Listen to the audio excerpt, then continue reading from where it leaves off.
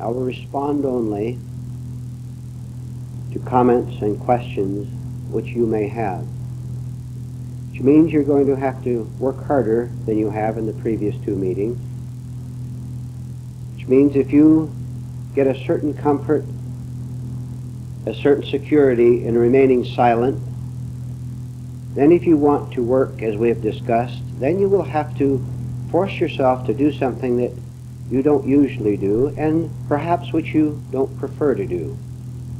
That is, you will have to speak up. Now I'll respond either in some length of time or very briefly, depending on what it is worth, the value of it. So do speak up as you wish to, and if at any time during this entire session, this is the way the whole thing will operate today, this afternoon, if during the entire session you can't think of anything, then we will sit in silence either for the entire rest of the afternoon and say nothing, or until someone after a while wishes to ask a question or make a comment. Is this clear how we will operate today? I will not initiate, I will not start a thought at whatever, but I will respond to whatever you might have to say. And if in periods of silence you find yourself a bit nervous at it, that is good self-observation on your part, because you might prefer to have a lot of talking going on where you can sit back and see other people talking and not take a part in it, and you feel quite secure in that. But when there's silence, you don't feel quite secure as before, do you? So we can get great benefit from this sudden change in pace. So from this point on, what do you have to say? Yes? Returning to your question that you proposed last evening, do we know the difference between good and evil? In just supposing we believe in good and evil, aren't we creating opposites and fragmenting ourselves all the more? Would you repeat the last sentence again, please? In believing or even having a conception that there is such a thing as good or evil, are we not fragmenting ourselves even more by creating opposites? Let's find out what evil is, first of all, thoroughly. We've considered this many times in our other groups, but we will go over it a little bit. First of all, evil is not a judgment of one human being on another. Where I say I am good and you are bad, that is judgment. I am not good when judging you. I have an idea of my goodness, but an idea of my goodness is not goodness at all. Evil, now if you remember this, if you really see it, if you see something solidly, it solves 50 other problems. It answers 50 other questions. Evil is nothing more than being in a state of unconsciousness, of being asleep. All wars are the activity of sleeping human beings killing each other. All riots are the activities of sleeping human beings, hoaxed human beings who think they are awake. This is what you commonly call madness or insanity, which doesn't see itself as that, because it says we are fighting this war to free our country or something like that, whatever justification they give from it. Come back to the simple definition of all evil, all sinfulness, all wickedness being a state of not knowing yourself as you really are. Therefore you behave, or I behave, mechanically, and I destroy me and you with this same psychic sleep that I have in myself. Now more directly to your question, when I see this and actually experience it fully in myself and see what a mechanical man I am, then as sleep, unconsciousness falls away, so does my sinfulness, my evil, my cruelty, my bad temper, and all the rest of it fall away too. Because every time I was in this bad, irritable mood, I was in a state of sleep, but I didn't know that because I was getting a certain pleasure out of having this bad temper. Then, when I've died to this false personality, to this artificial self, then I see the whole business. Now don't leap to conclusions. I know how the mind works. When I see this and die to my mechanicalness, because I've seen through the whole thing, then I am good. Now wait a minute. Then I am good. But there is no I good. There was an I good when I was good and you're wicked. See, where there is judgment, where there's comparison. I cannot be good at all wrongly until I make him evil. How can there be good without evil? I'm an opposites. So, when you are really good, what it amounts to really is the non-existence of yourself at all, as you used to think yourself as being. Then you don't exist as a good Tom Smith and Mary Jones. There is goodness, period. And there is no thought about your goodness at all. If I think about goodness, that rests upon me calling you evil. Therefore, I am evil, which means I'm asleep, which means I'm thinking about good and evil instead of having died to the opposites of good and evil and being above them by seeing myself as a nothingness which is everything. Where are my problems now? Where are my hostilities? He might be wicked. He might be asleep, and I might see it, but I'm not getting a pleasure out of calling him evil anymore. See? I get a pleasure out of seeing evil. I'm still evil, asleep myself. I can't exist any other way except by comparing with myself. I have to cease comparing, which means I have to cease to think.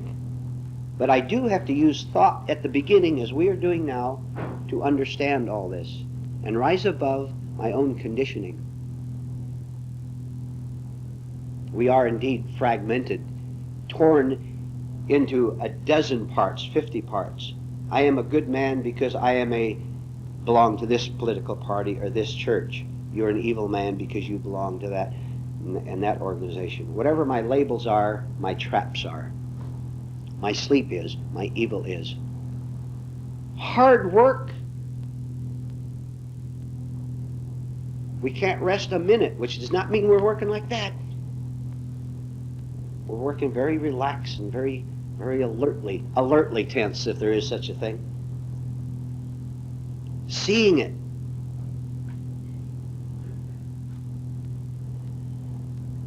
You will find yourself becoming emotionally alive in the right way.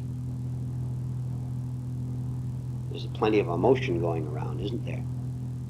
Which is all destructive, which is all ego-serving. Get rid of that and you'll get a new kind of a feeling, which is freedom from having to feel that he's evil and I'm good thereby. See? Certainly, our task is to end self-division, fragmentation, and to be whole. When I am whole, the entire world, as far as I am concerned, is whole. I am not divided from it. This is why I'm not upset when my girlfriend leaves me, when I see I'm growing a little older than I used to be, when the bill for the car mechanic's bill was twice as much as I thought it would be. I'm no longer divided from the world because I don't have a self that's trying to be separate and protect itself from it. I know you sense you have to see this for yourself. Words can only go so far in explaining it, but that is good too. From the words you go to the experience and then you see for yourself. Where there is one thing, there cannot be an opposite to it. Therefore, this one thing, this wholeness, cannot have any problems whatever. Where's the problems? What's outside? There's nothing outside. There's something outside only as long as I'm thinking, planning, conniving. I'm going to get ahead of you. I'm going to be more spiritual than you.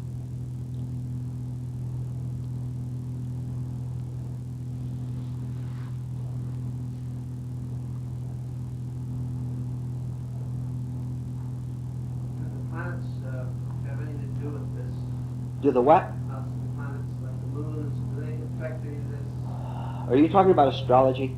No, I'm not. I know of no connection myself. Maybe you do or someone else does. I know of none. It has no interest to me at all. Well, I appreciate that.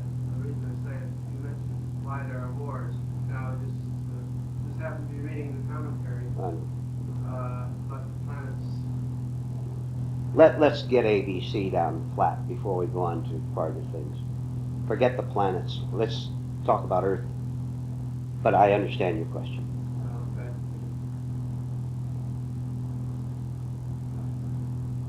Are you observing? Are you seeing? Vernon, when we talk about or use the term hard work, that conjures up a lot of different things in me. Could you maybe express what that means in the term you're using, hard work? One way that you understand every question you give 50 answers. Hard work means to not escape my pain. Hard work means do not run away from my anxiety.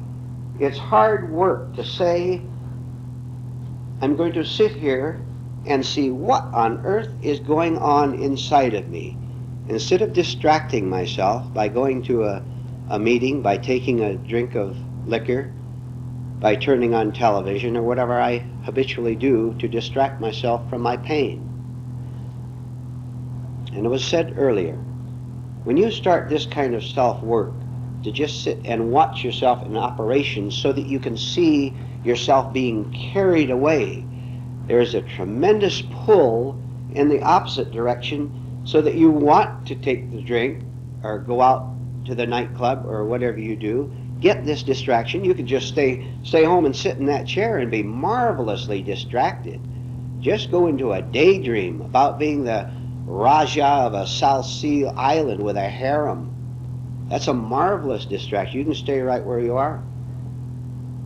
It means, among other things, to be so alertly watchful of your own thoughts that the minute you catch it, you put up the stop sign. Stop. We have had examples before. When you go to bed at night, this is where your thoughts start to run wild, because at that moment, sort of that drowsy state, the TV's off and you stop talking with your wife or husband, you're about half ready to go to sleep. At that moment, very often you can see your thoughts much more clearly than at any other time, because they're suddenly let loose from this distraction, all of day's distractions, and you can see them running away, just mad, this direction. I don't have to tell you about this, you know it, you can see it.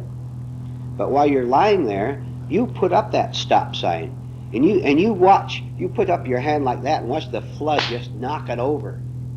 At first it has no chance at all, it's too powerful. But you continue to lie there, your head down, on the pillow or on the bed, and just watch it and say, oh, I'm not going to do it. Right back again. You think this is easy, it's hard work. You find that over the years, it will be very little progress at the start, doing this one thing. Because you even have to become conscious of seeing how you are and have been carried away at night, or during the day for that matter. With enough hard work, the time will come when you'll be able to stop the thought before it comes in the door, so that it doesn't take you over. And as was said, I believe it was this morning, last night, it alternates. The battle rages, to use an illustration, back and forth, back and forth, back and forth. But you've caught this first glimpse of what you can do, that your essence is indeed in charge of thoughts. In other words, and this is important, listen, in other words, your whole self is in charge of the part. Up to now in your lives, the part has been in charge of the whole, so to speak. That is, this small part of your mind called mechanical memory, with all its associations and emotions and past ideas about the past, all this has been in charge of you. This is one small part of your mind. Now, the whole, which includes the part, is in charge of the part, which is as it should be. See? Instead of the carburetor of the car claiming that it's the whole car, you know what the whole car is. You see it has a carburetor, a steering wheel, a roof, and so on. You can see the whole car. So the whole car operates instead of just the one part, which claims to be the whole. And no car could function that way if the carburetor could think and claim it was the whole. Memory is claiming to be your whole self. And it has all kind of allies from both yourself and from the exterior world.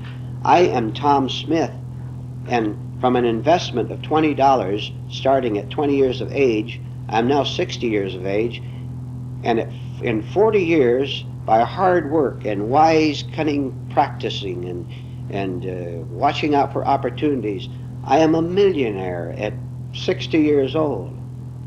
See what I have achieved?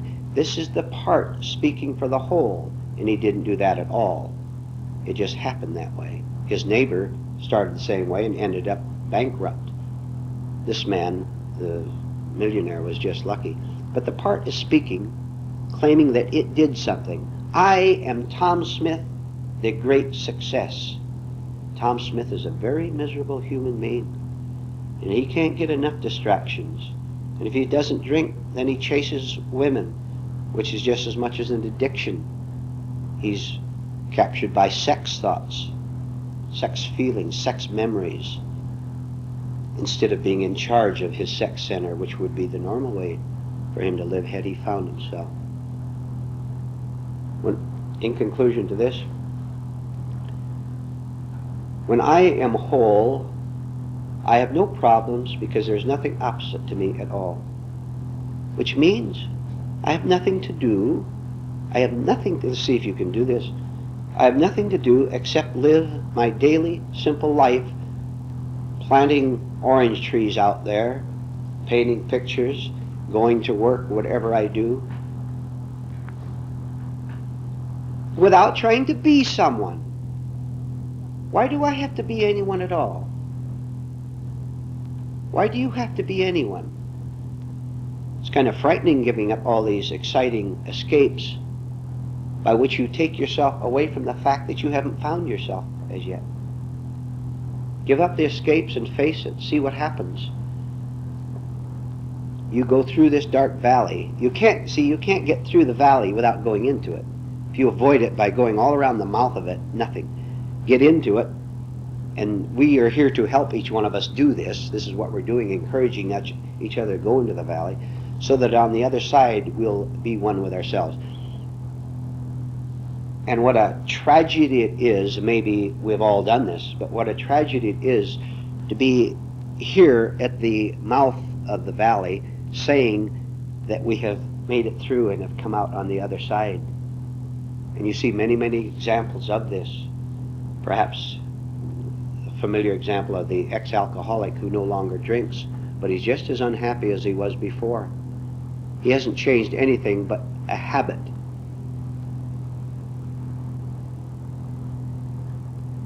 Which is why we must question every second what I am like. What am I really like? What are you really like?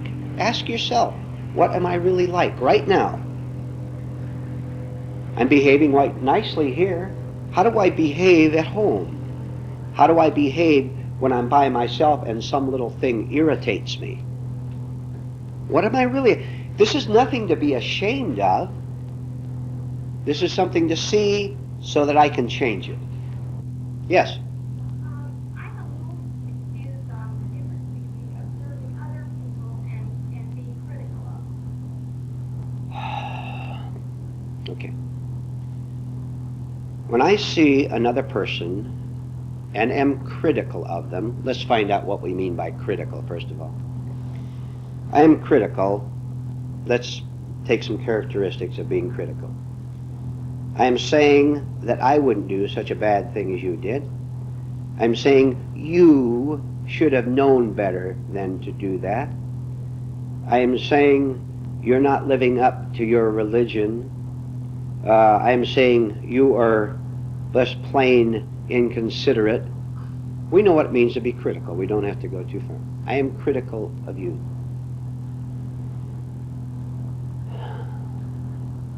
Can you look back on yourself at the minute you criticize yourself and see a faint bit of pleasure that you are getting from it? You have to answer your own question. I have to, as I'm sitting here, I have to think very carefully so that you don't take even words wrong. I'm telling you, you have to see this. I criticize him if I am not working on myself, if I love my sleep, if I love to hate, and I criticize him, nothing. What I'm going to say doesn't apply. He's a sleeping human, I'm a sleeping human being, nothing. However, I don't want to be asleep anymore. However, I have not found the way out as yet, but I've come to a group like this and I say I'm going to start working on myself. I'm tired of living this way. I'm tired of being miserable. I'm tired of being your slave and pretending that I love you, and I don't really. So I criticize you. And I've heard that I have to turn back my observation on myself at the same time I do something, at the same time I criticize you. I criticize him, and if I'm able to do it, and believe me, this is work in itself, at the same time I say you are terrible, I turn back on myself and I try to see as many things as possible about myself. One, how beautiful. For one split second I didn't feel pain, my pain of my own lostness for a minute, because this excitement of criticizing him had given me temporary relief from it. Just temporary. In a minute it'll come back worse, because now I'm going to feel ashamed after behaving so badly toward him. I look back at myself and I see I had a motive for it, among other things. But most of all, and I'm sorry, there's no way I can tell you this, explain it to you in words, but I'm going to try. As long as I exist at all as a criticizer, I'm on the level of images, of pleasurable but destructive thoughts, of nice but destructive feelings. Because when I criticize him, I've got something on you, boy. You may have got something on me, but I've got it on you. You ever notice your pleasure in doing this? If you haven't, then you have a lot of work to do. You watch how much joy you get out of getting something on someone. This joy, in quote marks, not only is destructive, but it is a part of the cement that keeps the false you into place. And it is composed of many things. Composed of thoughts, of mechanical feelings, false sense of pleasure, a need to prove that I exist as being superior to you. And of course, I criticize him for taking my parking place, and yet I think very evil thoughts of how I'd like to meet a girl and ruin her life. I don't see what a sick human being I am. I criticize him for that, and I never see how I could ruin some girl's life if I had a chance to. See how evil? So there are many things involved in it. Then the time will come when I'll be able to see insanity out there, insanity, without it being an unconscious projection of the insanity of my artificial personality, of my false sense of self. You're insane, I say angrily to him. I am too. You can tell it by the expression on my face, how I need to do that. See, I'm ready to fight him. When I've understood all this, then you see, if you can take this, you see through the eyes of God, of truth, of pure reality, of purity, of innocence. Because then you have, or I have, no compulsive need to criticize him. I can see that he did something that was self-defeating to him, but I don't need to see it. I don't need to go around finding evil, which is very easy to do. If I've got evil in me, it's very easy. Anyone is a target for my insanity. See?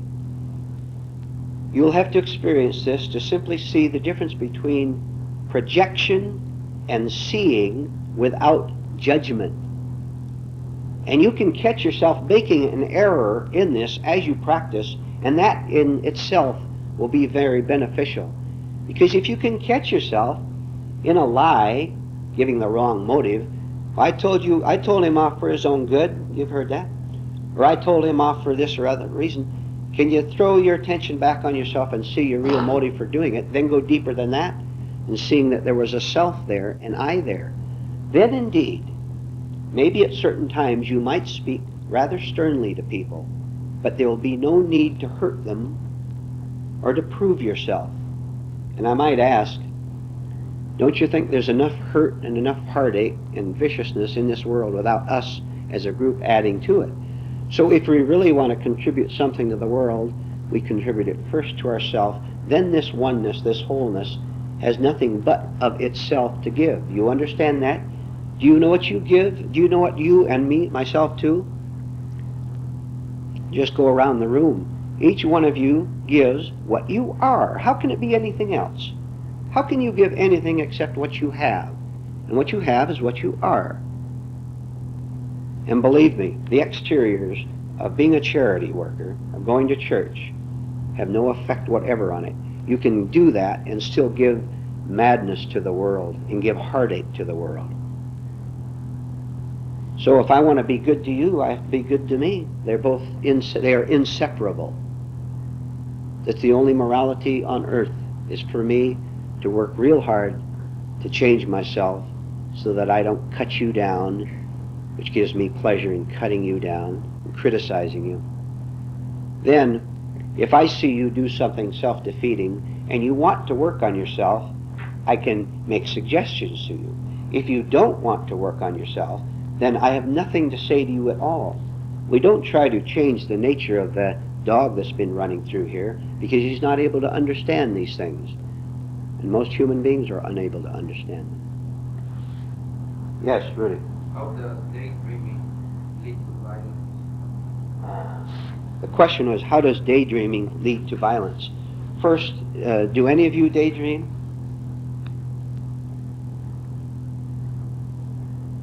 It's very simple. Follow the process.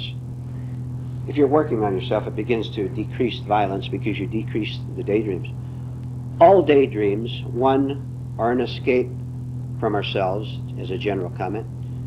Two, all daydreams have a need to prove itself as the star of the daydream show. I am nobody. I run a little shoe shop in town and it's practically a failure and I just make enough money to get by. So my substitute for my misery, and by the way, I could run that shoe shop and make just enough to make money and be a perfectly happy and free man, but I don't know that yet. And so I'm a young man, old man for that matter, and I daydream all day long between putting nails in shoes. I dream about myself being a successful, politician, military leader, somebody. I'm going to be somebody in this world. And I'll interrupt myself to give you an example of how you see this very commonly. I was in a library once, many years ago, and a man came in that I knew faintly over the years in Los Angeles. He was a middle-aged man, 40, 50, who knows. And I wasn't talking to him, but as he went out, he made a quick comment to the librarian as he passed out, and he said something like, "Boy, at my age, I better start trying to be someone." You could see this man's whole past and his future in that one comment. He wanted to be someone, not realizing that he doesn't have to be anyone at all, except a man who understands what he and life is all about.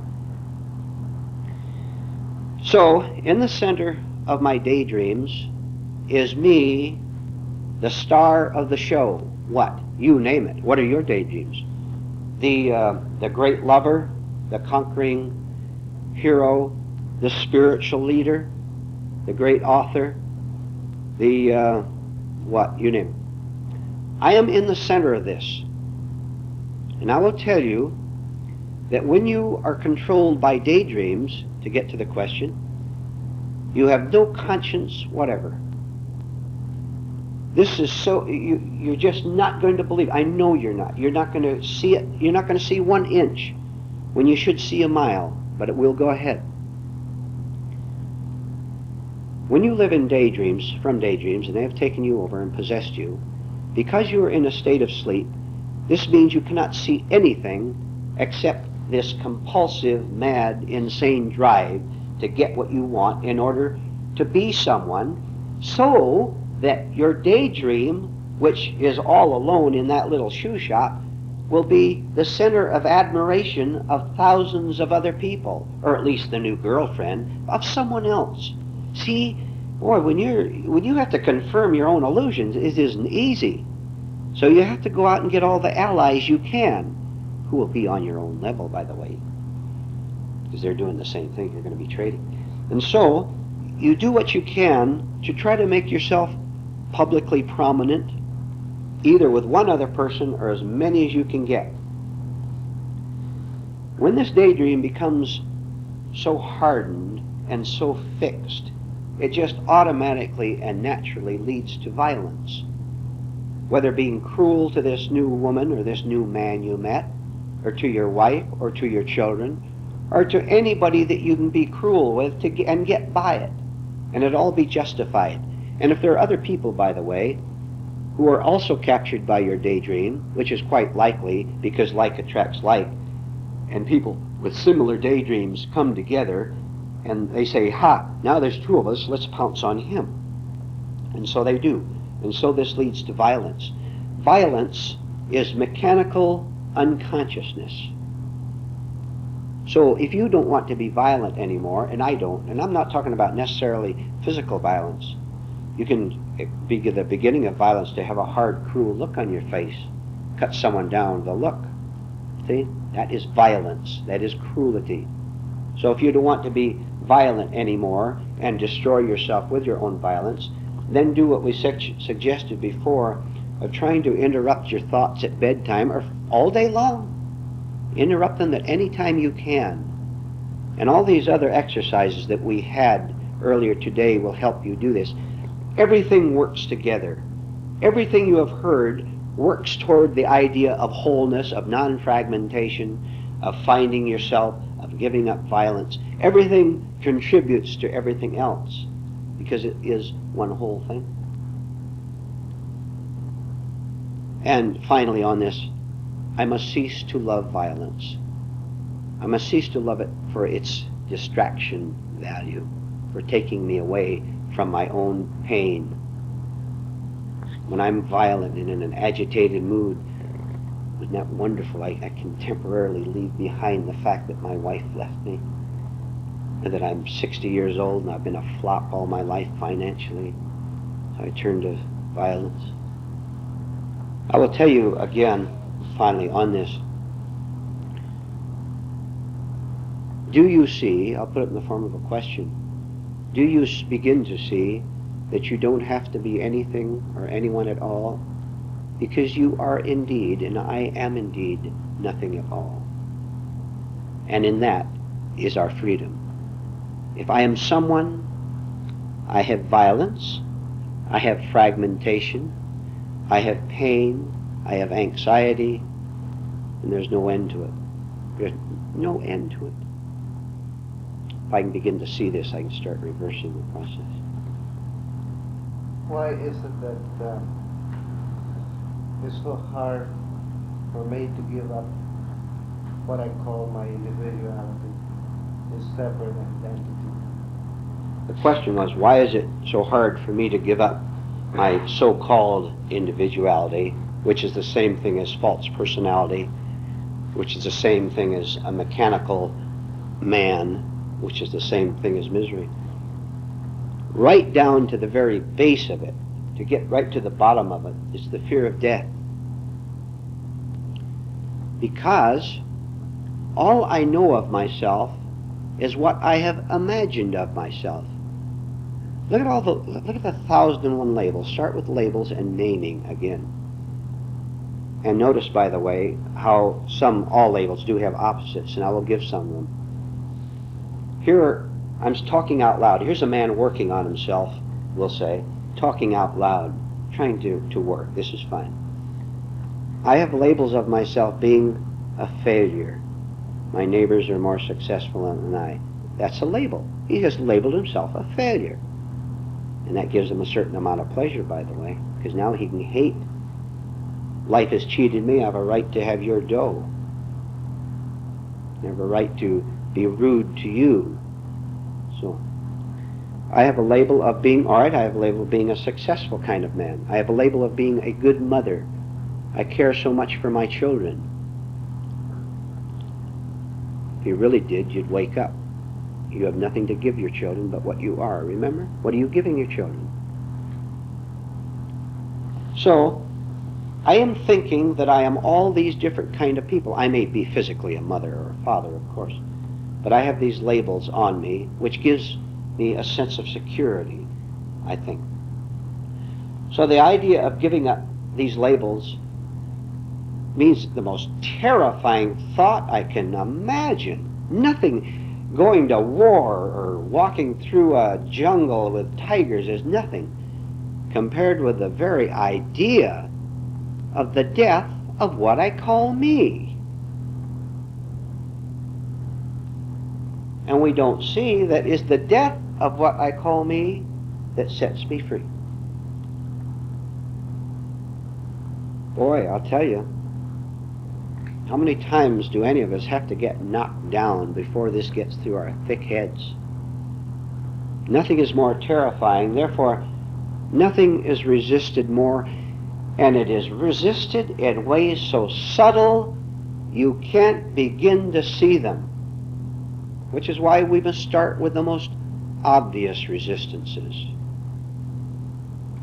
Criticizing what we heard here, what you heard here perhaps. Because there's a little part of you that has become anxious over what it's heard, and it says, I'm not going to do that. Then you'll find, or I'll find, all other kind of lies to back up the initial lie. Like, my church knows better, why shouldn't I leave the thinking to someone else? They're an established authority.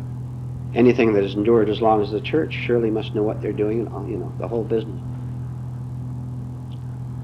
So I have to begin to see all of this, the whole thing, put together, so I can see that I must do exactly the opposite of what I used to do. Instead of building my egotism, I have to begin to die to it, to give it up. In any way I can. Any work is good work. Any work. Just being here is good work.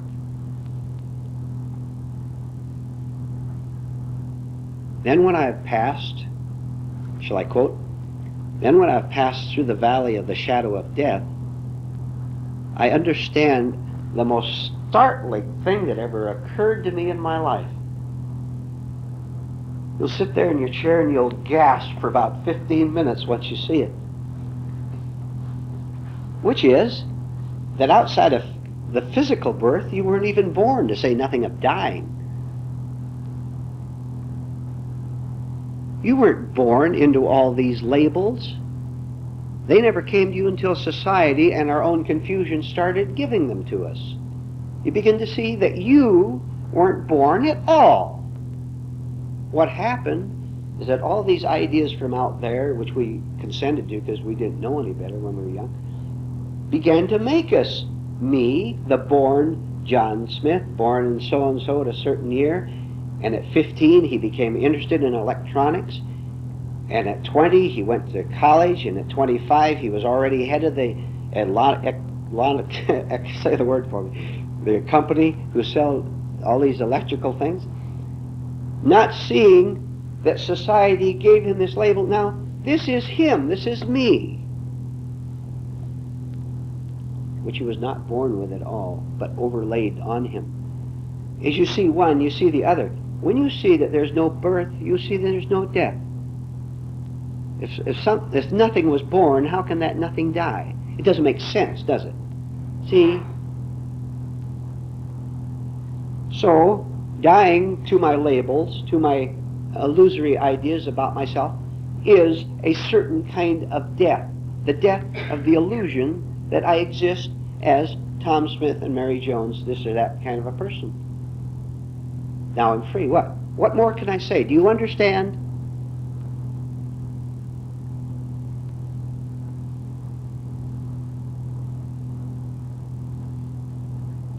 Look back. Look back maybe to something your parents told you, or your teachers told you, or your friends told you, as to how you should be. What? You should be good, you should be successful, you should be independent, you should be a go-getter, you should be a married woman and raise a nice family. What they told you to do didn't work out the way you thought it would, did it? That should be a clue that someone put ideas into our sleeping people, made us asleep. But this is as far as we're going with it. Now we're going to reverse and drop it all off. A person who doesn't exist does not have heartache, he does not have anguish, he does not have regrets over the past, he doesn't have hopes of the future, he simply lives as part of the whole, and he is the whole at the same time, he is part of the whole, and he has no problems. The idea of old age has no meaning. Physically it does, obviously. But the whole idea of old age has no meaning, because the opposite of old age is youth, and we no longer identify with youth. We no longer think I should be young, as I once was. We no longer think that, therefore the idea of older age is not a problem. Yes? Periodically, intellectually, that really makes a lot of sense to me. I can kind of feel it for a moment. If I can't, why is it so difficult to maintain that truth, that realization? Because the mechanicalness is like the mad flood rushing river. It's so overwhelming, is what I tell you. And I tell myself this, by the way, not every day, maybe every hour if I can do it. You get up and you arouse yourself with all the energy you can do to go against this. You're not going to get it coming to a few meetings like this and then going out and saying, man, that was inspiring, or that was good, or that was bad, or whatever. This is just the starter. And you have to do it individually. I have to do it individually. But we can help each other for that. The answer, again, is so simple, not much need be said about it. The flood of mechanical thought, of negative thought, is so overwhelming that it is difficult. We're trying to get this one little, the block in the way of the river. Then maybe a month later we'll get another block in it. Eventually we'll have the dam there, if that's a good illustration. And then the flow will be controlled. Then we will think when it is necessary, but not when it's unnecessary. Do you want to change that one?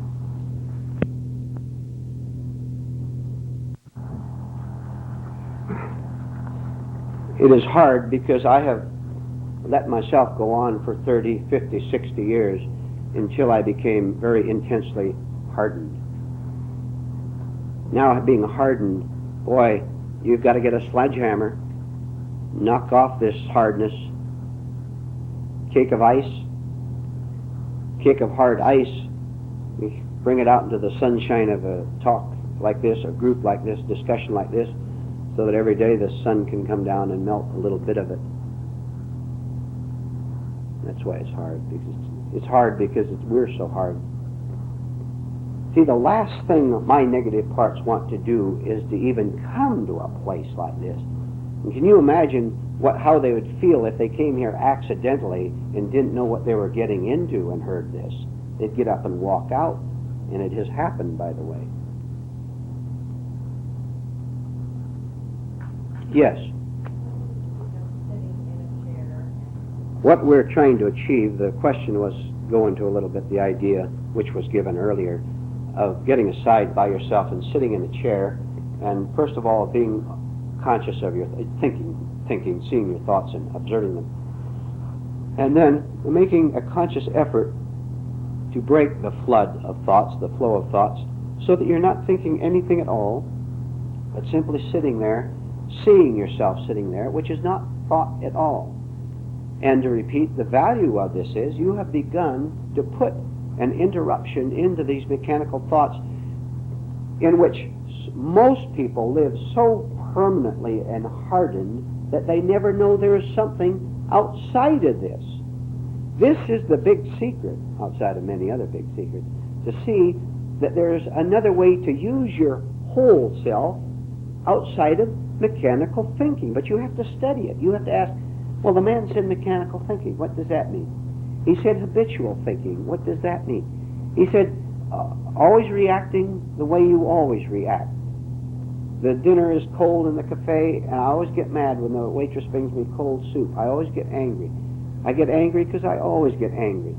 So that is what he must mean by mechanical thinking. And at first it slows down a little bit as you continue to practice this. Then the time will come, as I said earlier, where you'll be able to detect the end of thinking for just a brief moment of time. But I'll tell you why this becomes so difficult. Because, see, we always come back to the same thing. The ending of thinking is the ending of me, what I call me. And if I am afraid of the death of what I have called me, the artificial self, the phony self, then the last thing I'm going to do is sit down in a chair and let me come to an end. See? Which is another thing we have to become aware of, the fear of coming to the end of thought, of thinking. Are you distracted or listening to me?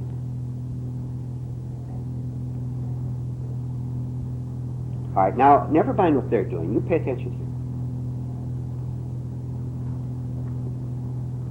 When I come to the end of thought, there is no me there at all, because the me is made up of my thinking, my labels, and emotions connected with it. And with my habitual activities, like every night I go, or every week I go to this club where my label becomes, I'll wait a minute.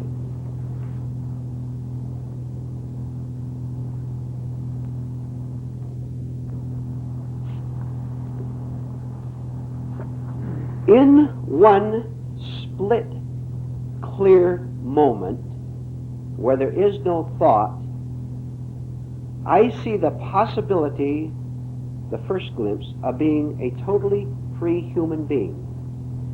Because for in that one split second, I was not living in time. I was not living in memory thought. I was not connected with the past in any way at all. But I have to make a payment. In order to be free, I have to give up something. And what I have to give up is trash. That's a pretty good bargain, isn't it? I have to give up, in order to be a free human being, I have to be willing to give up my hell. That's a pretty good deal. But I don't call hell hell. I call it excitement. I call it being someone. See what I'm doing? In this one free moment, which I can achieve sooner or later by sitting down, or by going through daily life in the right way, by working on myself, I see great possibilities for myself. I can see that it is the end of my illusory self, and therefore the end of all my problems. Boy, I don't know what else I want to do with my life. I don't know what else you'd want to do with yours, except find this, which can be done. I'm no longer in time, am I? Time is thought. All thought is in time, all conditioned. And as a side point, just for a minute, some conditioned thought is quite necessary. Again, otherwise I won't know how to bake the dinner. That is conditioned thought. It is thought and it's conditioned. Your neighbor is conditioned to cooking that same dish in another way. There's a matter of choice. You put paprika in the sauce if you want, and he doesn't.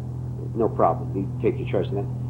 But it's the idea of conditioned thought that is in negativity that we're concerned with that makes us miserable. Then we can rise above it by being for one split second at first in this state of freedom. Then remember we said then we will alternate quite naturally throughout the day between practical thought.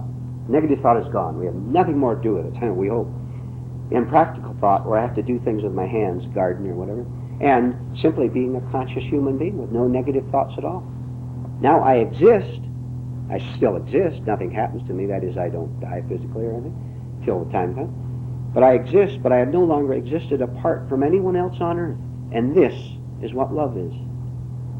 And that alone is what love is, where there's no opposite to me. Yes? What, if anything, can I do to help my children wake up? One, you answer that, please. Because I know everyone has already thought of the answer. Many of you have. How can I help anybody? How can I save somebody when I haven't even started saving myself or seeing myself? The best help I can give to anybody is to find myself, save myself, and be myself. That alone will help another.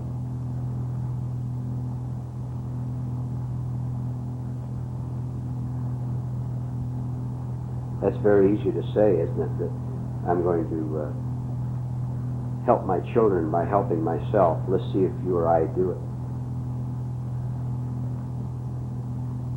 And don't be disappointed when your children grow up and want nothing to do with this.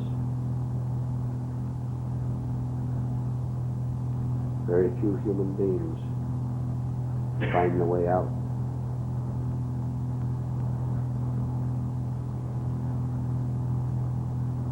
Which is part of your work, to understand and see this. And don't identify with your children or with your parents or your husband or wife. That's still part of the trap. That means you still want something from them. Don't want anything from anyone except bread and shoe repairs. Can we go into that more about the kind of things that we want from people close to us that we work with and live with? Would you repeat it from the beginning, please, real loud? Can we go into that more about the kind of things that we want from the people we work with and live with, the people who are close to us? Yeah. All right, let's get a key word. The key word, familiar. Remember the little project I mentioned this morning? If you walk into that door and you see a friend there and a stranger there, you always head toward the familiar. And if you want to start shocking yourself out of that physical, mental, and emotional habit, you would go to the stranger, nod to your friend, and go to the stranger and say, hello, I'm so-and-so, how are you, and so on, which will break the habit of loving the familiar. Because indeed, our sense of security is based on something that we can see and say, ha, I know what that is like, therefore I need not be afraid of it. Why don't you just, for heaven's sake, go into places that you're afraid of? Don't go out to bars. Why don't you be in situations where you are afraid, that you are afraid of, and just stand there and watch? Watch yourself being afraid, for example, which will eventually shake it out of you. The avoidance of it is the thing that prevents the lesson. Some of you are not doing anything for yourself at all in this meeting. And maybe you're rationalizing the fact that you don't speak up for a number. You find out how you're keeping about it. I'm telling you to break the habit of sitting here in silence so much. And you won't even do that much. It's not criticism, this is a fact, see? Break the familiar, which does not mean the familiar is wrong in itself. How on earth can I fail to recognize his face or her face? That's fine. But if I am using familiarity to keep me from being afraid, then I have avoided the lesson. I personally look for every opportunity I can to do something different, be somewhere different mentally, so that there's no walls there at all, but everything comes in without dividing it and saying, this is what I want. This is what is good for me. This is what will make me feel secure. After a talk down in Anaheim 2 or 3 months ago, I was sitting around having coffee with a group of the people. And one man was interested in a particular prophet, I guess you'd call him, of some years ago, and had read all his books, the books about him, and was identified with this particular man, and very much identified, getting great pleasure out of it. So he asked me, what about reading these particular books? All right, now the man asked me a question. What's my opinion about reading these kind of books? The answer was, you're wasting your time. I didn't put it that bluntly. You can be tactful with people without being dishonest. I just said in more polite language than I'm using now, you're just wasting your time reading that nonsense. I put it delicately. I know, people, you can predict. His face became hard and hostile. Not too bad, but just you could see he had been frightened. Why? I had disturbed his sense of security, in quote marks, familiarity, over reading these particular kind of books. All excited about reading the books about this man. He asked me a question. He would have loved me if I said, oh, those are good, great books, I like those, keep reading them. He would have felt secure. He refused to face the unfamiliar of a man telling him that these books were nonsense, which they were. I know the difference between a nonsense book and a good book as clearly as I can see the wall here. Example of resistance, anger, hostility, see all the things that go together, fragmentation, divided from me, hostile. I'm afraid he didn't get very much from the meeting because, among other things, this is where he was living in his little shelter, comfortable corner. Don't you dare come near and try to pull me out of this. Take no comfort in the familiar at all. Did I interrupt someone? I was to say, isn't that what many religions do to people that try to lock them into that? Yes, indeed. Yeah. For my security, I keep you in a corner. We're both in the same house, so to speak. And then we ally ourselves against the neighbor, don't we? One evil man alone is bad enough, but when two evil people get together, they plot against a third evil man. That is part of violence. Whether we admit it to ourselves or not, why are we afraid of people? All right, you are going to answer that question, Joan, because I've given you the answer earlier. Why are you afraid of people? Now you tell us.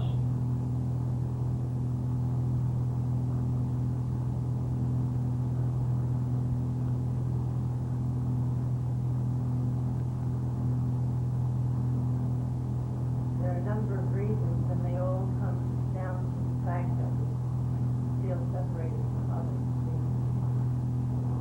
The separate sense of identity, false sense of identity. Thinking that we are apart. Look, I am a man, say, with a lot of ideas about myself. And I meet you, a stranger, either of the opposite sex or the same sex. You're a stranger, we meet. I'm looking at you, and my first thought, all unconscious of course, is this person going to affirm my images, or is he going to attack them? And if you attack them, you are my enemy. If you confirm them, you are my friend, both in quote marks, because these are all simply thoughts I have about it. And this really is what all human relations are about, 99.9% of them, is whether you will confirm my illusions or not. If you don't, goodbye.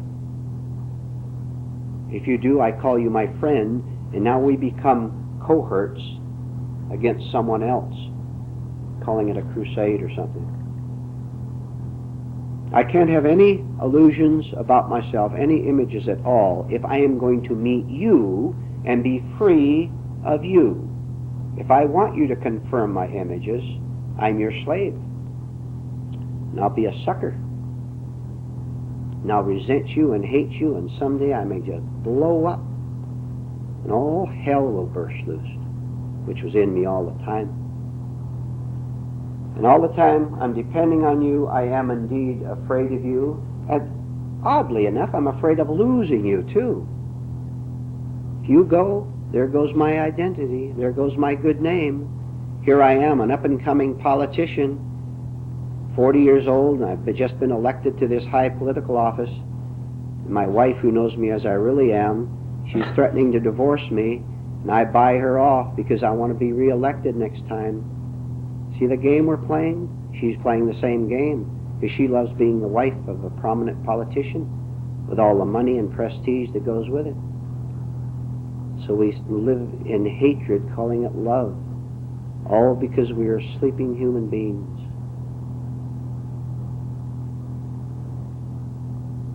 And we make each other's lives a hell. But essentially, it is my own fault and her own fault.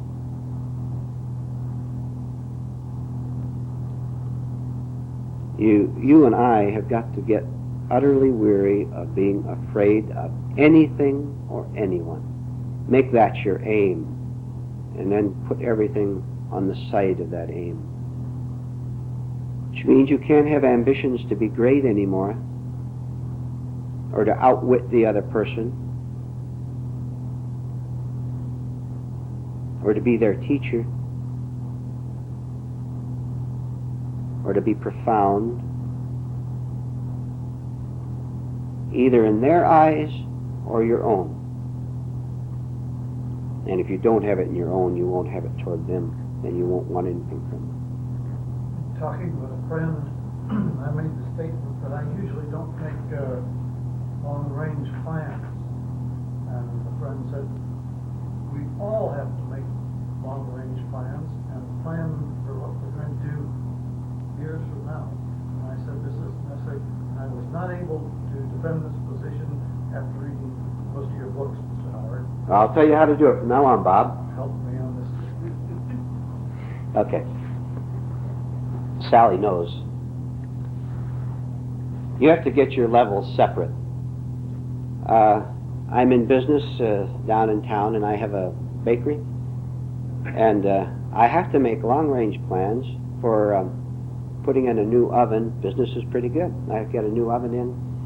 So I have to write to the manufacturer, and he said 6 months from now, so I've got a 6-month long-range plan for getting a new oven for my bakery. Not only that, but my home is a little smaller than I'd like to be, so I'm making long-range plans if I can get the financing to add 2 more bedrooms to it. I've got all kind of long-range plans. And next year I'm going to go to Europe on a combination business pleasure trip. I've got quite a few long-range plans. I will tell you,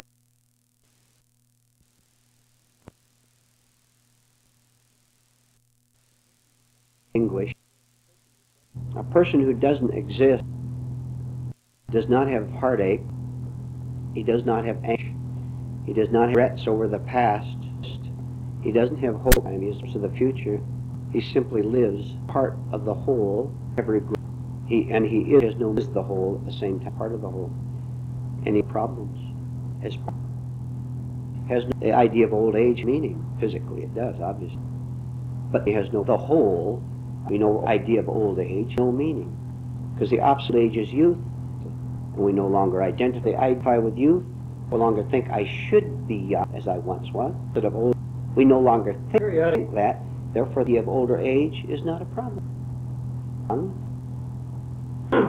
Yes.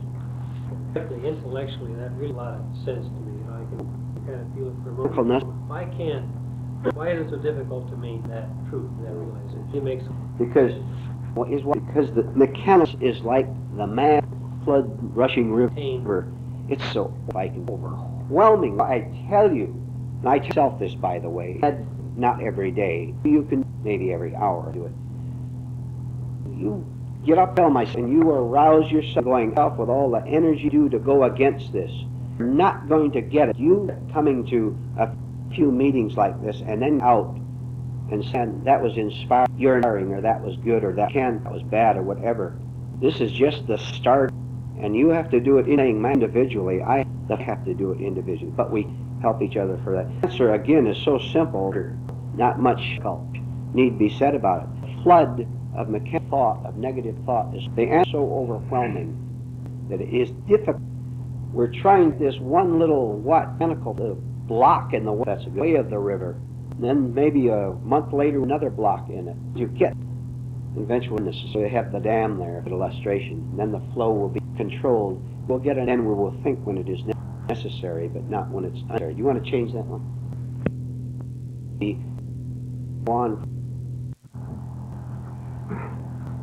It is hard because I have let myself go for 30, 50, 60 until I became very intensely hardened. Now hardened, boy, years, you've got to get us hard. Sledgehammer, knock off this hardness, kick of being of ice, like this, kick of ice, we get out into the sunshine of a talk like this, or a group like this, discussion, so that every day the sun come down and melt a little, bring a bit of it. That's why it's hard, because we're so hard. See, the last thing my negative parts want to do is to even come to this hard place like this. And can you imagine how they would feel if they accidentally and didn't know what they were getting into and heard this? Get up and walk out. It has happened, by the way. Came here. We're trying. And it by your. What we're going to achieve, the question will go into a little bit the idea, yes, which was given earlier, senior, of getting aside yourself and sitting in the chair. And first of all, being conscious of, to break your thinking thoughts and observing them. And then, in the chair, making a consciously sit effort, the flood of thoughts, so that you're not thinking anything at all valuable, but sitting there, seeing you sitting there, which is not thought flow at all. And to repeat, the view of this is, you have to put an interruption into these mechanical thoughts in which most people live so done permanently and hardened that they know there is something outside of this. This is the big secret, outside of many other secrets, to see that there is another way to use your whole self out of mechanical thinking. But you have to study it. You have to ask me, well, the way he said mechanical thinking, what does that mean? He said habitually, what does that mean? He said, always reacting, you always react. The dinner is cold, in the cafe, I always get mad when the waitress is cold soup. I get angry because I always get angry. So that is what is mean by mechanical thinking. And angry. At first it slows the end down a little bit as you continue to practice it. Then the time will come, as I said earlier, where this will be able to detect of thinking, just a brief moment of time. But I'll tell you why it becomes so tough. Because, see, we always come back to the same thing. The ending, thinking, is the ending of what of me, what I call me.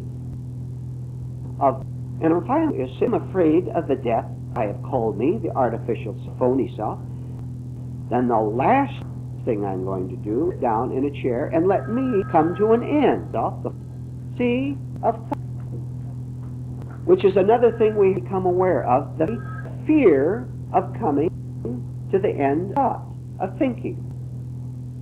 Are you distracted or listening? You pay to me. All right, now I come to, never mind what they're doing. Attention here. When at the end of thought, no me there at all, because the me is made up of every night thinking, my label, and emotion connected with it. And there is my habitual activities, like night. In dealing with this particular aspect, that I've seen the true difference between practical thought and imagination. Yes. The danger of imagination, Yeah. anything about the situation, a person, the future, or anything, as opposed to simple practical thought. Right, This right. is perfectly different from your example. I understand. The lady, for the sake of the tape here, the lady said she sees the difference between practical everyday thought and wild imagination, running off into daydreams, for example, of what you could be or should be or what will be. Look, have you ever thought it from this viewpoint? When my daydream about me becoming a hero comes to an end, so do I. Because that's all it consisted of. Now to keep the foolish thing going again, I have to go back into daydreams again. The conquering hero or the great lover or whatever it might be. So I have to keep the thing going or I'll begin to see through my illusion, and that's the last thing I want. This is why we say if we can interrupt the daydreams and have the courage to see that it was simply a thought about, and then drop it in favor of being nobody, then I will be everybody. You understand? I'll be everything, because I'm not divided from anything. I'm not trying to be anything. If you have nothing to get, isn't that relaxing, though? What a tremendous relaxation comes to us in all our centers when we see this. Then I handle my everyday affairs, whatever I do, whether I work out in the factory or stay at home as a housewife, whatever I do in life, I'm perfectly relaxed in it. Thank heaven I don't have to conquer the world anymore. Thank heaven I don't have to go out and be good anymore by contributing to the charity drives, which always bugged me anyway. Is that the phrase? Which I resented doing anyway. I don't know how I got roped into that new project of being on the charity board. And I have to go through all the phony motions of smiling and pretending that I really want to do this. Why don't you have the courage to defy people who drag you into things you really don't want to do? Don't you even have the courage to stop doing that? Why don't you say no and let them get mad at you? And while they're mad, walk away. And stay away. Then the next time do the same thing again. Dare to bear the wrath of people who are not exploiting you anymore. Who are not exploiting you, period. You have to do this, don't you?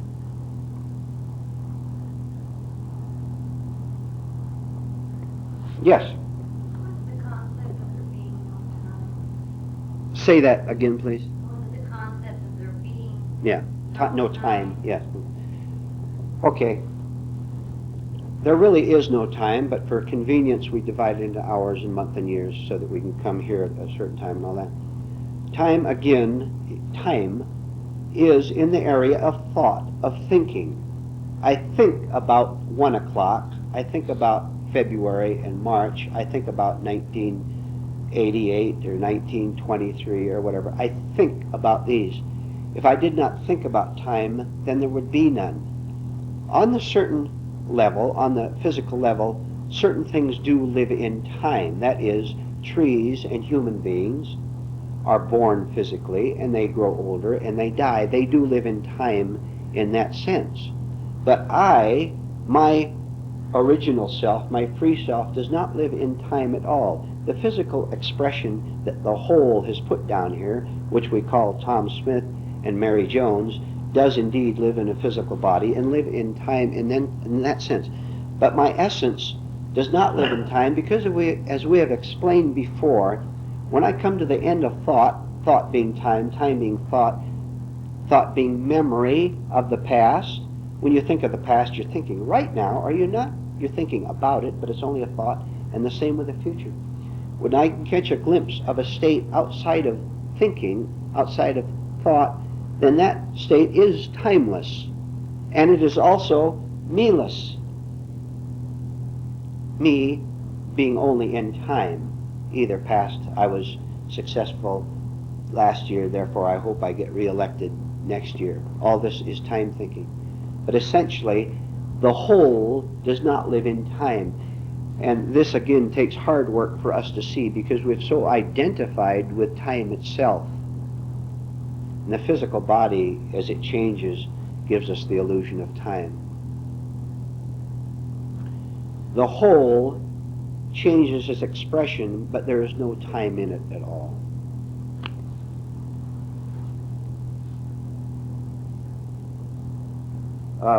One way to see this in a practical way, I will add.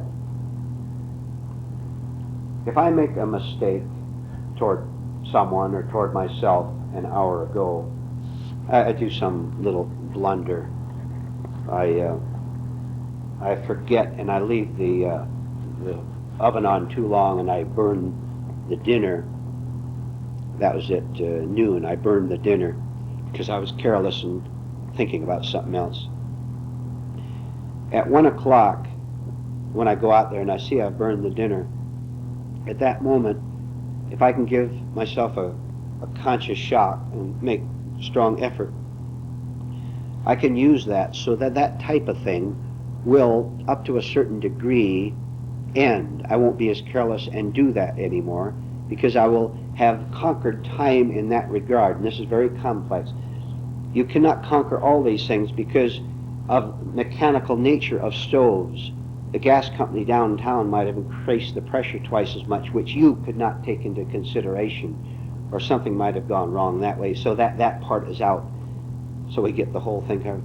But in another way, you could use that so that you would be free of everyday errors up to a certain point. That is, if you go out there and simply try to see why that dinner burned, and let's assume this time it's simply because I or you was careless and not watching it. If I don't fall into self-condemnation and to worry what my friends will say when I burn the dinner, what are they going to say about me? All this is wasted energy. It is done, it is a fact. Instead of going into egotism and blaming yourself and getting pleasure out of it because the thoughts are right, you're the hero of your own hate show, and you'll project it outwardly if you do it inwardly. You catch yourself and say, this is simply because I was careless. My mind was wandering in another time, so that in a moment when I was conscious, I could suddenly shift myself back and say, I should go out to the kitchen and watch that roast. This is very complex. But you can use any everyday mistake to cut off to a certain point the repetition of that mistake. Because when you make an error and bawl yourself out, you haven't learned the lesson at all. Because you have not seen perhaps the cause and effect of making that mistake. This is why on the everyday level, your everyday life becomes much better. You become a much better businessman, or much better housewife, much more economical, much more sensible. Even in common everyday business matters, you save yourself money, for example, because you're able to think clearly. The railroad of thoughts that run through our countenance, or the wild Indians, as someone described them to me at one time. I still find that one bit of controlling them that you said, drop it when they do become uncontrollable. The words drop it have helped a tremendous amount. Are there other little hints you might throw at us along this direction? That's what it amounts to. See, you know, sometimes you ask me questions which, if you stop and think for a minute, you would see is not as complex as you think. And this is an example. And really, honestly, you tell me, you ask me, how can I change my life? And I say to you, what you have to do is stop the flow of mechanical thoughts. And I explain it a little bit. Fine, you may wish to ask more questions. But why don't you go home and take a piece of paper, if you like, that's fine, that's a good project, and write down on this piece of paper, what I have to do is stop the flow of mechanical thoughts. Now under that say, but what does that mean? See, you don't understand it yet. You've got the idea, but it's not understood yet. Now what does that mean to stop the flow of mechanical thoughts? Now do a lot of hard work. Maybe ask a question the next time you come back to class. Or maybe even look in the index of a good book, and maybe that will give you a clue on it. And maybe you can be walking down the street and you say, oh, that's exactly what they were talking about at that class. Here my mind is running. I never believed that my mind could run on so stupidly and mechanically. Is this the way I've lived all my life? I don't believe it. You better believe it, and I'd better believe it. This is the way it's been happening. See, you're getting clues together. You're getting all these things together.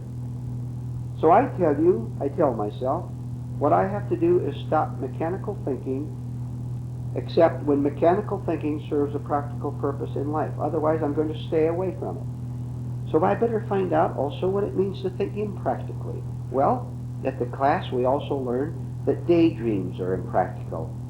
To think hostile thoughts towards someone who offends me is impractical.